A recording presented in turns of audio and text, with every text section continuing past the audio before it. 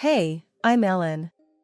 Just crossed 45 and I line up the numbers for a living, crunching them from my home workspace, a perk my husband, Jake, is all in for. It's an arrangement that's got the thumbs up from my folks too, since they're the brains behind a sports store which Jake's been running. Jake took charge of the family business a bit after we got hitched. He was the life of the place, and now at 45, I'm still at home doing the books while he's the main guy at the shop. We got on like a house on fire in the beginning. I was 37 when we clicked, kind of late-ish, but he was worth it. Making everyone laugh was his thing, and my parents liked him straight away. Didn't matter to us, we didn't have kids. He was cool with it, really cool. Life was sweet. We ate together, shared house jobs, the works. But as the years ticked by, things kind of soured. He'd come home only when the streets were empty, and I'd be alone cleaning and making sure everything was right at home. When I'd ask for a bit of help, he'd just say, "That's all on you." And then the whole world tilted off its axis with a stupid ping from Jake's phone. It was a mess up on his part, leaving his phone behind like that. I heard the noise while I was in the middle of something and thought it was weird. His phone lit up with messages that made my heart stop. It was like being punched in the gut, seeing words that shouldn't be there. No beating around the bush, the messages were spicy, the kind that you don't send to someone's husband. But I didn't have much, just a few messages that could mean anything. When the man came out of the shower looking for his phone, I was cool. "You forgot this," I said and slid the phone over. His hand snatched it up quick. "Thanks," he mumbled, and before diving into his inbox, he asked, "Anything interesting happen while I was gone?" I considered for a quick second whether to throw it all in his face, make a big scene. But I had zilch. No concrete proof, just a gut feeling and some ambiguous texts. So I shrugged. Same old. He nodded and dived into whatever it was that needed his urgent attention. "Always a crisis somewhere," he muttered. And just like that, I was undercover. I needed to be sure before I blew up our whole life over what might be nothing. I'd play dumb, keep quiet, watch, and wait. I didn't let on a thing as he finished breakfast, kissed my cheek, and walked out the door. That was the morning I figured I had more to figure out. I had started a silent countdown to either blowing up my marriage or calling it all a bad dream. Only time would tell which. Nerves were my breakfast that morning, my hands jittery like I'd downed the entire pot of joe. I rang up the detective agency, the one that supposedly knows how to untangle the webs of lies without breaking a sweat. Acting the part of a clueless spouse, honestly, it should earn me an Academy Award. I plastered on the happy wife face, served up Jake's beloved medium-rare ribeyes, and tossed in some buttered peas for good measure, acting as if the world hadn't just tipped on its axis. Jake, well, he was his usual self, cracking tired jokes across the breakfast table, clueless that I was onto him, or was he? Sometimes the way he'd glance up from his phone, his eyes narrow like he smelled something fishy, made me wonder if he was wise to the game. I had to be slick, couldn't let the facade slip. Later, I slid into the car, the engine purring to life, just as my inner turmoil was. The meeting spot for this so-called detective?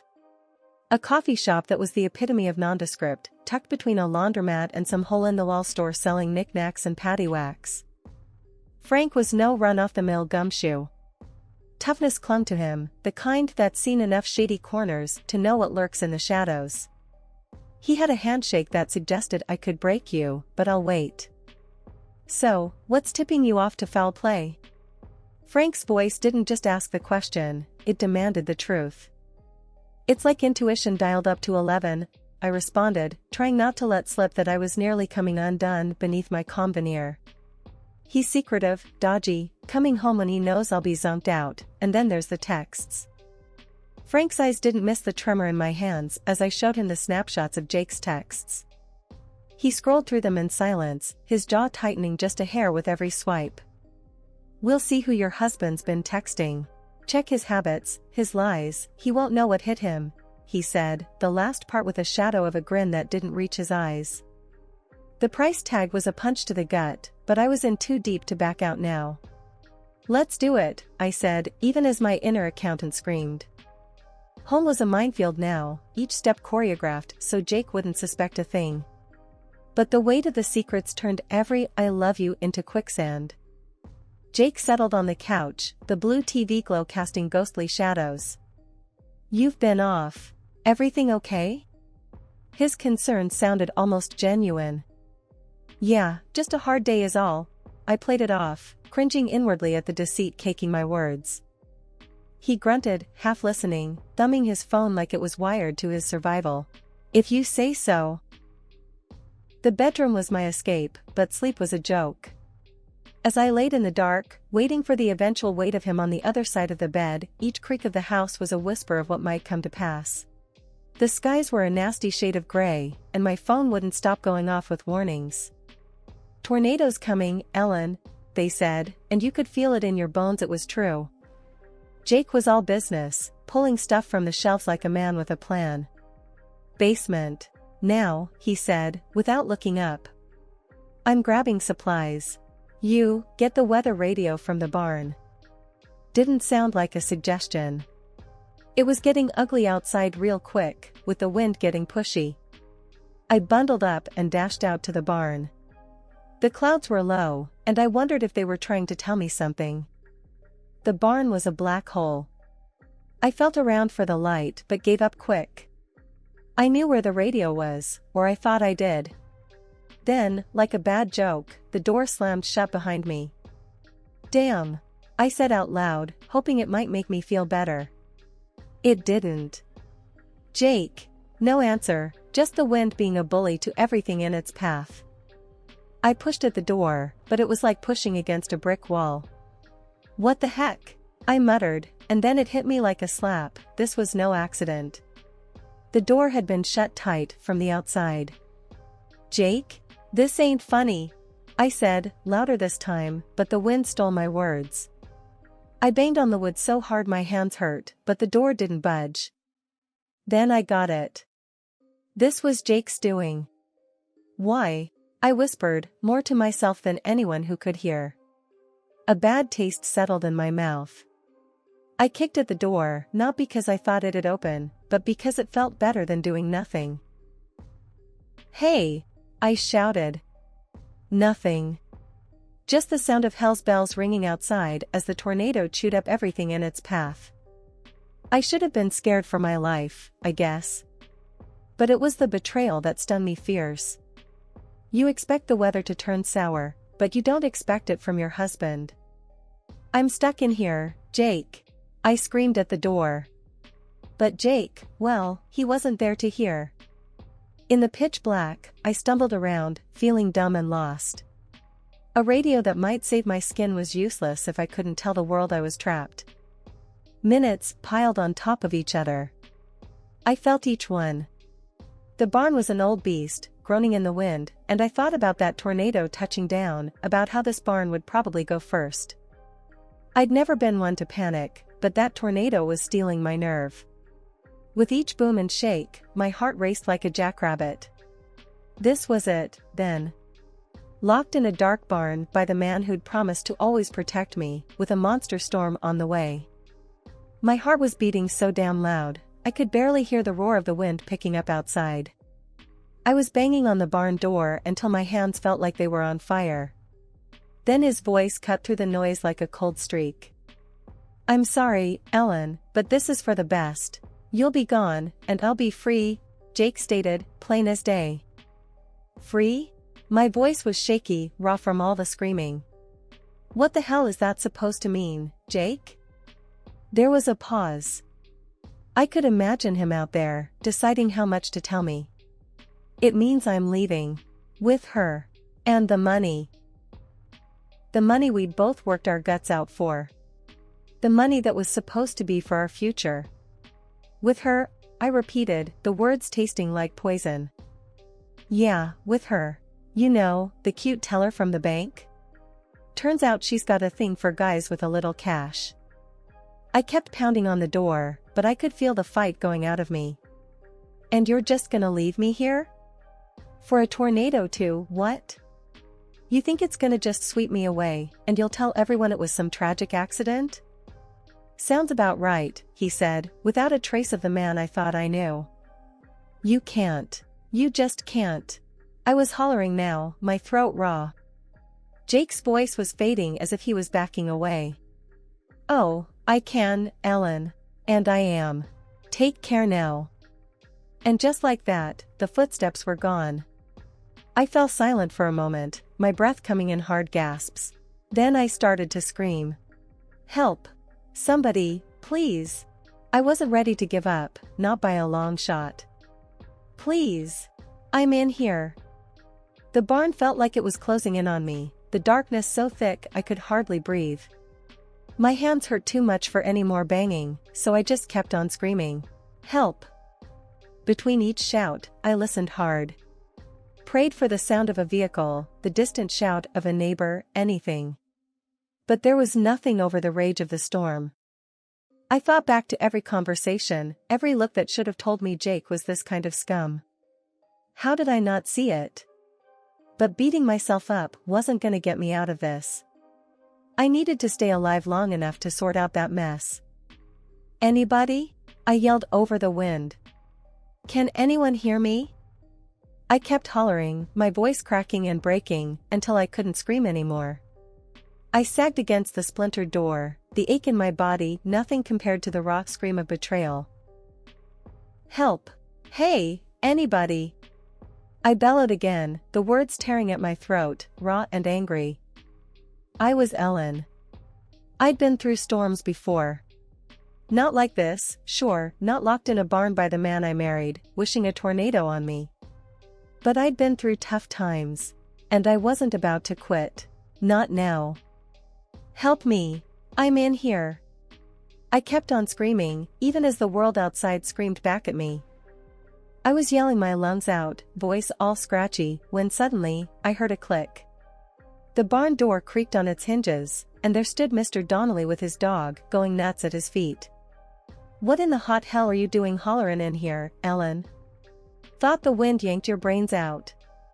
He grabbed my arm, none too gently, and yanked me out of the barn. I was stumbling over my own feet trying to keep up with his brisk pace. His dog, a big old black lab, was jumping around, barking like it was all a game. We gotta get you to my place, now. Mr. Donnelly shouted over the sound of the howling wind.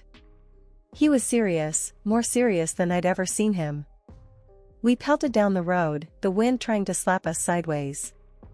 By the time we burst into Mr. Donnelly's house, my heart was doing somersaults, and my breath was coming fast and harsh. He shoved me down the stairs, before I even had time to thank him. The basement was dim, lit by a couple of bare bulbs. It smelled like damp and old newspapers. We could hear the storm pounding on the house above, but down here, it felt like another world. Coffee? Donnelly offered, and I just nodded, still trying to wrap my head around everything. While the coffee was brewing, he sat across from me, arms crossed, the dog settled at his feet. All right, Ellen. Spill it. What's got you locked up in a barn with a twister on your tail? I took a deep breath, the warm smell of coffee filling the air. Jake, I started, the name like a lead weight in my mouth. He's locked me up to get taken by the storm. Mr. Donnelly stared, his eyes hard as flints. Son of a, and here I thought he was just the usual kind of fool. Yeah, a fool, I muttered, feeling my hands ball into fists. Got a plan for every dime, just not for me. Saying it out loud, it sounded even worse. Donnelly handed me a mug, the heat from the coffee seeping into my cold fingers. Well, hell, he picked the wrong woman to mess with. His lips twitched into what might have been a smile on a good day. Outside, the storm was still tearing at the world, but inside, sipping on Mr. Donnelly's coffee, I felt something like peace. Or maybe it was just the eye of the storm. S'pose I've got some planning to do, I said, my voice steadier now. Donnelly nodded. Start with resting. You look like you've been chewed up and spat out by a coyote. Feel like it, too, I said with a weak chuckle. That's how I found myself in old man Donnelly's basement, with the storm overhead. But my own storm was just getting started. And when it hit, it wouldn't be nature's fury, it'd be mine. As I stepped out of Mr. Donnelly's basement with him right beside me, what hit me first wasn't the sight but the silence, the eerie kind that follows a big ruckus. It was like the world was holding its breath. Where the barn used to be, there was nothing but a jumble of wood scraps, broken tree limbs, and scattered stones. Looked like someone had thrown a tantrum and tore the place apart. Mom and Dad were right there, next to that mess. They were crying hard, so caught up in their grief, they didn't notice us at first. They must have thought I was gone, buried under that pile. I could see Dad's shoulders shaking, and Mom, she was just crumpled. Then there was Jake, my so-called better half, standing off to the side. The look on his face when he saw me, it was like he'd seen a ghost. He went so pale I thought he might keel over right then and there. "Mom! Dad!" I yelled, needing to pull them out of it. They spun around like they couldn't believe their eyes. Mom was on me in a flash, her arms so tight around me I could hardly breathe. "We thought," she tried to say, but couldn't finish. "You thought wrong," I told her, pulling back to look at Jake. With everyone watching, I said it straight. "This one," I tipped my head towards Jake, "locked me up in that barn. Figured I'd be history after the storm hit." The words hit like punches. Dad's face went from heartbreak to anger so fast I swear I could see the change. "What?" he said, real low and dangerous, turning to Jake. Jake tried to find the right lie, I could see it. "Now, listen." "Not a word," Dad cut him like a knife. "No room for talking now. Your lies are worth less than spit." Mom was looking at me, then at Jake, putting it together. "You did this?" The hurt was raw in her voice. "And I would have died in there if it wasn't for Mr. Donnelly," I said, thumbing towards him. Mr. Donnelly just gave a nod, like it wasn't a big deal, but we all knew different. Jake backed up a step, maybe thinking he could fade away. "Ellen, You what?" My turn to cut him off. "Hope I'd be scrapwood like the barn?" Neighbors started crowding around, picking up on the drama and the disaster, making a circle around us. I could hear them muttering, shooting looks at Jake that could scald. Someone said, "Is that true, Jake?" And all he could do was stand there, mouth working with nothing coming out. Dad stepped forward, and for a sec I thought he might just deck him. "You get gone." He pointed towards the road. "Don't want to see your face round here again." Jake took the hint and started walking, not saying another word, leaving a quiet that shouted in his wake. The neighbors, they were all buzzing and clucking, saying how they'd help us pick up the pieces, literally, and all that. It was good people doing good people things. But right then, it all just washed over me like rain off a duck's back. Mom and Dad stayed close, like they couldn't quite believe I was real and standing there. They kept touching my arm, my back, just little pats, the kind that said 1,000 things. My phone decided right then to chime in. I pulled it out and there they were, pictures that painted 1,000 foul words. Jake and some woman, all smiles, living it up. In one, they were cheersing with drinks more expensive than the new roof we'd needed. My heart kicked hard against my ribs, anger rising hot and fast in my throat. I tossed the phone to Dad, not even wanting another look. The pictures made their rounds among the neighbors faster than a rumor. Skiing and gasps added a soundtrack to the unfolding drama. "Is that, with our money?" Dad's hands were shaking, but there was nothing weak in his voice. "Looks like trust ain't all I invested in him," I said. Anger made my words come out cool and distant, like I was talking about someone else's life going up in smoke. Next to me, Mr. Donnelly spat on the ground, a well-worn sign of disgust. "Always knew the boy's smile was too slick," he muttered. Dad looked like he was calculating how much that smile had cost us in cold hard cash. "We'll be going to the lawyer first thing tomorrow," he declared. "He won't get away with this." The neighbors nodded, murmuring agreement. It was comforting, in its own way, to have folks at your back when the world turned inside out. "Tomorrow?" My mom seemed to snap then. He will answer for his sins now. I understood that feeling boiling up inside her, but I knew if we were to wring this out for what it was worth, we'd need the law on our side. We'll get him, Mom. We'll get every cent back.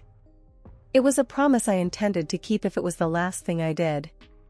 We spent a few minutes going back and forth about what to do next, but it was mostly just to keep our hands busy while our minds raced.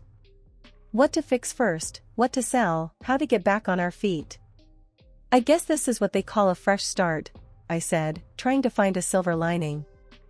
Dad let out a puff of a laugh. Fresh start, yeah. We'll clean this up. We always do. Underneath the turmoil, I could feel something new taking root. Maybe it was determination or just plain stubbornness. Either way, it felt good, like the first step on a long road to something better. As the twilight shadows stretched over us, the flicker of flashlights and murmurs of our neighbors helping to clean up became the evening's choir. It wasn't much, but it was a start. I looked around at the people gathered, ready to help us rebuild, and felt a surge of gratitude. This was bad, but with folks like these, we'd manage. The clang of the courthouse door echoed in my ears as I stepped into the hallway, the sound of finality. My shoulders, which seemed to have been near my ears for months, finally relaxed. Outside, the sun was fighting through the gray clouds, and it felt right, like the universe was agreeing with the judge. I could get used to this, I mumbled, half to myself, half to the world. Mom, who hadn't let go of my hand since we walked in, gave it a squeeze. To justice? Me too, Ellen. Dad was a few steps ahead, talking to Mr. Donnelly. They were patting each other's backs, almost too rough, but that was just how they showed relief, I suppose. The police had done their job, taken Mr. Donnelly's statement, all the shady emails, and the photos off my phone as evidence. They moved faster than I thought they would, or could. Even Jake couldn't squirm his way out of this one. "Ya hear what that lawyer said just now?" Dad was almost grinning as he caught up to us. Even his fancy suit couldn't help Jake snake his way out. Mom snorted. "Yeah, and did you see Jake's face when the judge handed down the sentence? Like he swallowed a bug. Good riddance." We stopped outside, the cold air feeling sharp, but I welcomed it. It was bracing, full of a new beginning. "I just want to thank you guys." I looked at Mr. Donnelly, for believing in me. He waved me off. "No thanks needed. Justice had its day, finally." Dad nodded. "We're a family. A unit. Ain't nothing that's gonna break that, you hear?" "I hear you, Dad. Loud and clear," I replied. As we walked towards the car, there was this tight feeling in my chest. Not from sadness or fear, but something else, relief, maybe. It was hard to put a name on it. "Divorce papers are in," I said, more to the world than anyone in particular. "And the business is clean of him." "Now that," Dad said as he keyed the engine alive, "is music to my ears. And we can finally get that new roof, huh?" Mom's attempt at a joke made all of us laugh, a real, genuine laugh. The engine hummed softly as we began the drive home, the route familiar, yet it felt different somehow. At a red light, I looked out the window at folks just going about their day, oblivious to the small victory in our car. It wasn't a shout it from the rooftops kind of victory, but it was ours. As we turned onto the main street that led back to our home, the fields on either side lay fallow, but it wouldn't be long until they were green again, alive and full of potential. Life had a way of pushing through, of continuing against all odds. And so would I. With Jake out of the picture and justice served in the courtroom, it was like the world had given me permission to start over. I'd be lying if I said I wasn't scared, but there was excitement there too. And as we drove on, the sun broke fully through the clouds, bathing the car in a warm light, and I knew that somehow, everything was going to be all right.